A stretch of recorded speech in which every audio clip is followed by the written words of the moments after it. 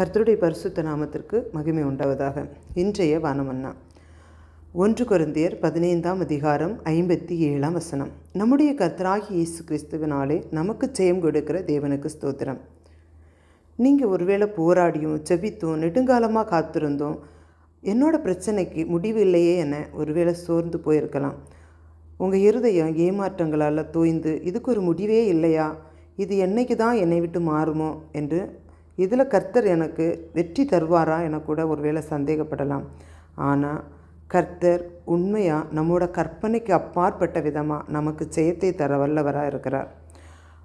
அவர் நொறுக்கி நம்ம எதிர்காலத்தை கேள்விக்குறியாக்கி உங்கள் நம்பிக்கையை சோதித்த அதே காரியம் அவருடைய வல்லமையின் களமாக மாறப்போகிறது. நாம் காத்திருப்போம்.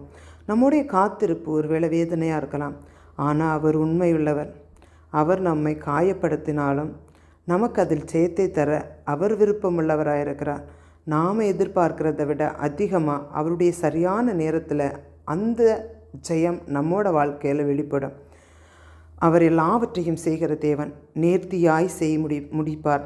ஒவ்வொரு கண்ணீரையும் ஒவ்வொருவருடைய சோதனையும் எல்லாருடைய காயங்களையும் அறிந்திருக்கிற தேவன் எல்லா போராட்டங்களிலும் இருந்து நமக்கு ஜெயத்தை தர வல்லவர் என்பதை அறிந்து அவரை பற்றி கொண்டு அவரை மாத்திரம் நம்புவோம். சோர்ந்து போகாதிருப்போம். ஜெயம் நம்முடையதாய் ஆகட்டும்.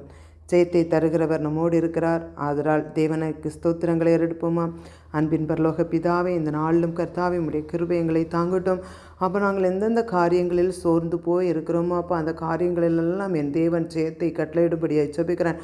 அப்பா, பிள்ளைகளுடைய மனத்தை காயப்படுத்துகிற காரியங்களில் என் தேவன் ஜெயத்தை கட்டளையிட்டு ஒவ்வொருவரையும் கர்த்தனை தூக்கி நிறுத்த போகிற மேலான கிருபைக்கு நன்றி.